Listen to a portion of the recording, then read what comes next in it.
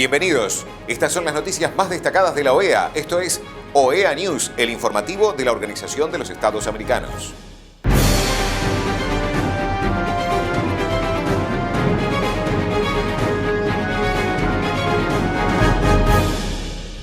Es momento de compartir los títulos de las noticias más importantes que vamos a estar brindando a ustedes. Lideresas colombianas alzan su voz por las mujeres que son víctimas del conflicto armado. Consejo Permanente recibe informe de la CIDH sobre la situación de los derechos humanos en Guatemala. Webinar, un mundo de trabajo libre de violencia y acoso. El 25 de noviembre se conmemoró el Día Internacional de la Eliminación de la Violencia contra la Mujer. Lideresas de Córdoba y Bajo Cauca alzan su voz por todas las mujeres que son víctimas del conflicto armado y por las que ya no pueden hacerlo. Es importante prevenir la violencia para que se pueda, potencializar el crecimiento, los liderazgos, la visibilización y el empoderamiento que tenemos las mujeres en el territorio. Porque nosotros, las mujeres, somos las que hemos puesto a nuestros hijos, somos las viudas de estos procesos de realmente vejámenes que se han dado en nuestros territorios hacia la violencia. Nosotras hemos puesto, la mayoría de los muertos los han puesto las mujeres en los territorios y creo que desde el liderazgo de una mujer,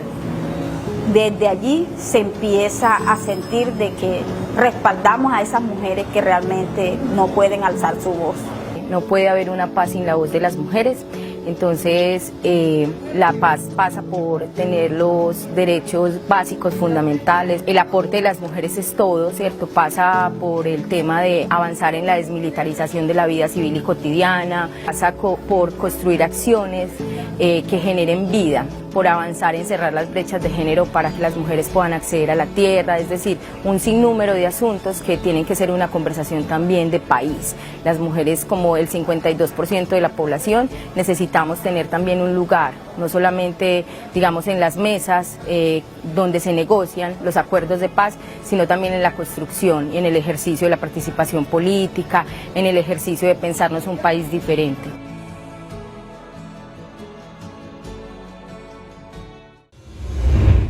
El Consejo Permanente de la Organización de los Estados Americanos celebrará una sesión ordinaria este miércoles en el Salón Simón Bolívar de la sede de la OEA en Washington, D.C., para recibir la presentación a cargo de la Comisión Interamericana de Derechos Humanos sobre la situación de los derechos humanos en Guatemala y conmemorar el Día Internacional de las Personas con Discapacidad, entre otros temas.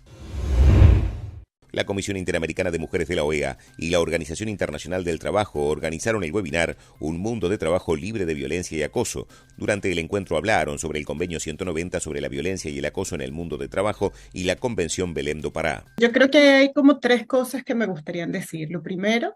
es que el Convenio 190 viene a alimentar esa mirada que preparó la convención y que otorgó la convención a los Estados partes hace casi 30 años, que tiene que ver con que la violencia contra las mujeres por razones de género es una violencia que viene de relaciones desiguales de poder. Y en esas relaciones desiguales de poder no solo ocurren en las relaciones interpersonales, sino que ocurren en todos los espacios que habitamos las mujeres. Y eso creo que es muy importante porque, desde luego, en el mundo del trabajo las relaciones desiguales del poder están ampliamente marcadas, no solo en las relaciones verticales, laborales y de subordinación, sino que también ocurren por esa pirámide donde las mujeres somos la base sustancial de la pirámide. Entonces, de plano y de entrada, en el sistema patriarcal, donde nos movemos todos los estados de esta región, hay un componente no solo constitutivo de las relaciones laborales, sino también de ese sistema de relaciones sociales donde la construcción de esas relaciones de subordinación también están involucradas. Entonces, el Convenio 190 viene a explicar de una manera mucho más amplia cómo se dan esas relaciones en las relaciones del trabajo y, como decía la profesora Pinto, en esas relaciones que son mucho más amplias que la relación inmediata del momento cuando yo estoy trabajando sentada en mi oficina o en el espacio que yo trabajo, ¿no? Es un proceso mucho más amplio que va en ese íter que comentaba ya la profesora, que tiene que ver incluso, como lo dice el Convenio 190, desde el momento en que me transporto al lugar donde yo voy a trabajar. Entonces, lo primero que hay que decir es eso, es que viene a realimentar, retroalimentar, a fertilizar, como decía la profesora sabiamente, como siempre la profesora Pinto aportándonos a todas en conocimiento, esa comprensión de esas relaciones desiguales de poder que ya venía planteando o que ya plantea la Convención de Belén do Pará, ¿no? Lo segundo, que efectivamente la Convención de Belén do Pará, si bien planteaba que la violencia se da contra las mujeres por razones de género, bien plantea la Convención que no es solo el Estado el responsable de esa tarea de respetar, garantizar y prevenir la violencia, sino que también son los terceros no estatales. Y esto fue un punto de vista de la Convención de Belén do Pará que trastocó el derecho internacional de los derechos humanos que ponía solo en cabeza del Estado esas responsabilidades. Entonces, la Convención ya dice, no, el Estado puede ser responsable por la acción de terceros y esos terceros no necesariamente participan de manera directa en los procesos de garantía, pero sí así lo ha venido interpretando el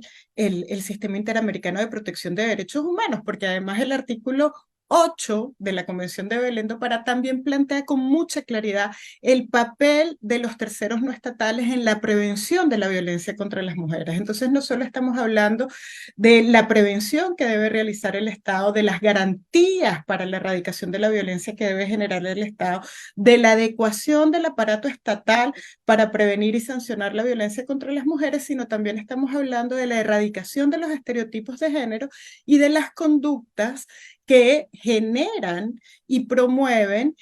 mecanismos de violencia y discriminación contra las mujeres. Entonces ahí hay un elemento fundamental del convenio 190 que tiene que ver con toda esa participación de diferentes actores en ese proceso de prevención que tiene que ver además con el mundo sindical, con las relaciones laborales, con todo ese aparataje que tiene y en el que participa la Organización Internacional del Trabajo. Y por último, plantear quizás como uno de los elementos fundamentales y que creo que también es el gran aporte que hace el convenio 190 al trabajo que han venido haciendo los estados a partir de la Convención de Belén do Pará, que como tú muy bien lo decías, ya 11 países antes del convenio 190 ya tenían alguna norma que interpretaba, que permitía o que claramente establecía la prohibición del acoso sexual laboral, porque el artículo 2b de la Convención de Belén do Pará es clarísima, la violencia ocurre, entre otras maneras, o se manifiesta como acoso sexual laboral en el lugar del trabajo, de la educación o de la salud, entre otros. Entonces, una de las cosas más importantes que aporta es cómo vamos a prevenir, cómo se interpreta ese artículo 7b de la Convención de Belén do Pará, que habla de la debida diligencia, cómo lo vamos a trabajar. Y el convenio 190 explica muy claramente cómo vamos a prevenir esa violencia, cómo vamos a sancionar esa violencia y cómo vamos a reparar esa violencia en el caso de las mujeres víctimas, que en esa combinación, en esa fertilización, estamos hablando de manera específica de las mujeres o de todas las personas que se identifican como mujeres, como lo ha dicho el mecanismo de la Convención de Belén do Pará. Entonces, hay claramente un mecanismo que permite interpretar también ampliamente ese corpus juris, que permite desarrollar con mayor amplitud cómo esos mecanismos de prevención, de sanción y de erradicación de la violencia tienen que dialogar y que caminar con todo este otro aparataje que brinda la Organización Internacional del Trabajo, que tiene que ver no solo con el Estado, de nuevo, sino que tiene que ver con actores que fundamentan las relaciones sociales en el mundo de lo laboral.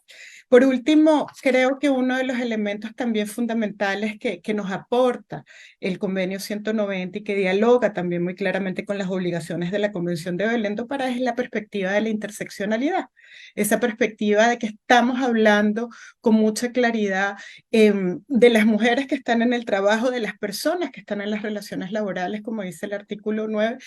de la convención, pero que se encuentran en una situación de mayor vulnerabilidad, en esa brecha laboral en la que nos encontramos las mujeres, en esa brecha de pago por igual salario, igual trabajo, en esa brecha, en esa pirámide laboral donde las mujeres están en la base de la pirámide en los espacios de trabajo con menos garantías de trabajo decente. Ahí hay